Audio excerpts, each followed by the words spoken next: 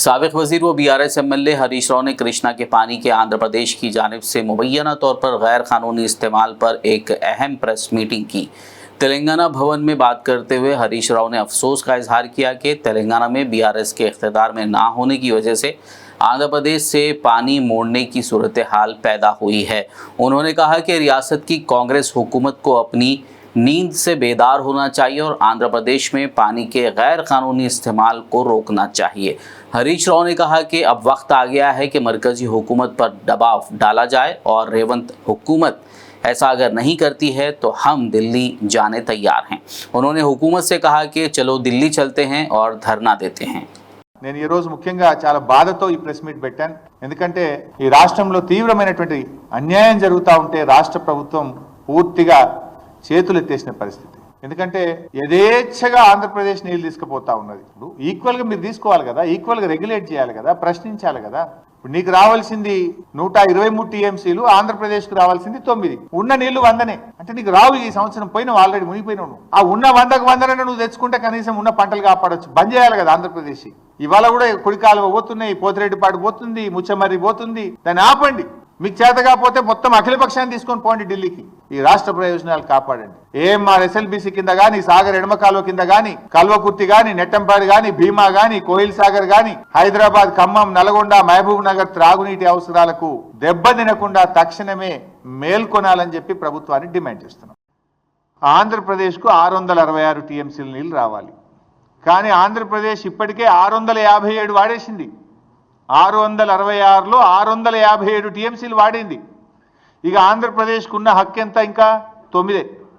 కేవలం 9 టీఎంసీలే.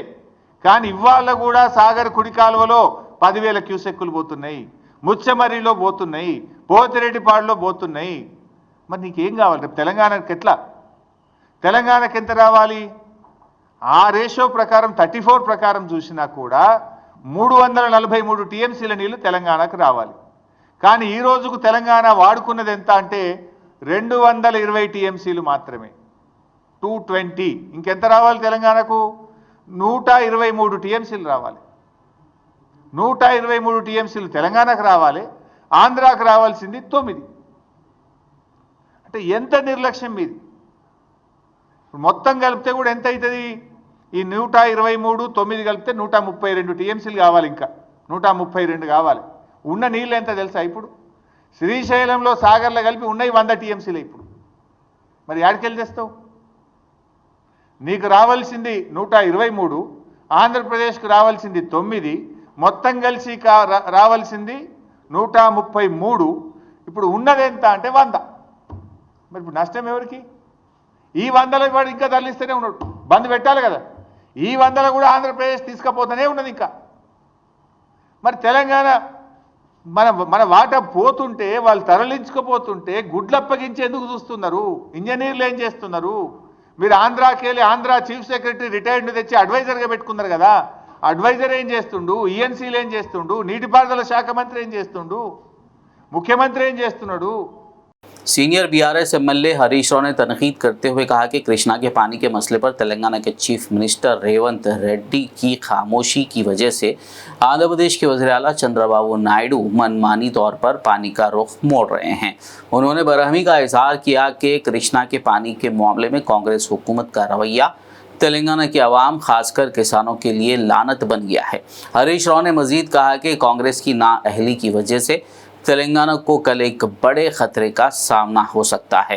आंध्र प्रदेश गैर कानूनी तौर पर अपनी मर्जी से पानी मोड़ रहा है तो रेवंत रेड्डी में चंद्रबाबू से पूछने की हिम्मत भी नहीं है। इसकी वजह से रियासत की फसलों को नुकसान हो सकता है। ఇది మీ చేతగాంతనం వల్ల, మీ నిర్లక్ష్యం వల్ల రేపు తెలంగాణకు పెద్ద దెబ్బ తగిలే ప్రమాదం ఉన్నది. ఇవాళ సాగర్ కేంద్ర బలగాల ఆధీనంలో ఉన్నప్పుడు కేంద్ర అనుమతి లేకుండా ఇష్టారాజ్యంగా నీళ్లు తరలించుకుపోతా ఉన్నారు. ఈ విషయాన్ని మరి నువ్వు కేంద్ర ప్రభుత్వాన్ని అడగవు, చంద్రబాబు నాయుడును అడగవు.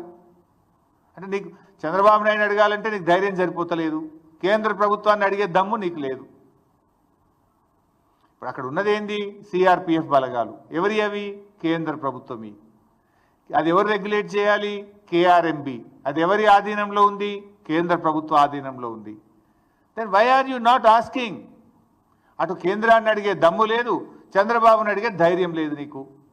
మరి నీ నిర్లక్ష్యం వల్ల, మీరు నోరు మెదపకపోవడం వల్ల ఈ రాష్ట్రంలో పంటలు దెబ్బతినే ప్రమాదం ఉంది. ఎగరమంటే విపక్షం మీద వికార భాషలో జానడు ఎగురుతావు.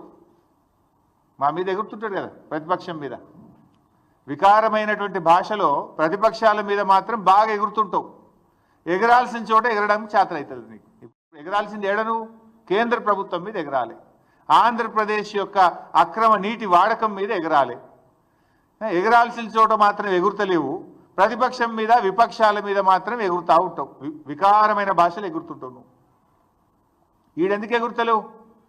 తెలంగాణ సాగునీటి త్రాగునీటి అవసరాలకు శ్రీశైలం నాగార్జున సాగర్లో నిల్వ ఉంచాల్సిన నీటిని ఇలా ఆంధ్రప్రదేశ్ తరలించుకుపోతుంటే నువ్వు ఎందుకు ఎగురుతలేవు? రేపు మనకు ఎన్ని అవసరాలు ఉన్నాయి చెప్తా, డీటెయిల్స్ అన్ని కూడా చెప్తా. ఇప్పుడు వాస్తవానికి ఈ సంవత్సరం కృష్ణాలో ఎన్ని నీళ్ళు వచ్చినాయి? 1010 టీఎంసీల నీళ్లు కృష్ణా నదిలో వచ్చినాయి. बीआरएस लीडर हरीश राव ने कृष्णा के पानी के मसले पर बात करते हुए मरकजी वुज़रा किशन रेड्डी और बंटी संजय से मुतालबा किया कि वो वाजे करें कि आया वो रियासत में पानी ला पाएंगे या नहीं। उन्होंने सवाल किया कि बीजेपी के 8 मेंबरान पार्लियामेंट क्या कर रहे थे जब कृष्णा के पानी का इस्तेसाल हो रहा था। उन्होंने सवाल किया कि किशन रेड्डी और बंटी संजय को उनके ओहदे क्यों दिए गए। क्या किशन रेड्डी को आंध्र प्रदेश की तरफ से पानी का इस्तेसाल नज़र नहीं आता? हरीश राव ने किशन रेड्डी और बंटी संजय से कहा कि आपको ऐसे ओहदों का क्या फ़ायदा है जो रियासत के हुकूक की हिफाजत नहीं कर सके। ఇలా బీజేపీని కూడా అడుగుతా ఉన్నా నేను. మీరు కూడా 8 ఎంపీలు గెలిచింది కదా, మరి బీజేపీ 8 ఎంపీలు, 2 కేంద్ర మంత్రులు ఈ రాష్ట్రం నుంచి ఉన్నారు. ఎందుకు? ఎతుకదినదానికా లేక మొత్క సావనికా? దేనికోసం? 8 ఎంపీలు, 2 కేంద్ర మంత్రులు ఉంటే ఏం లాభం?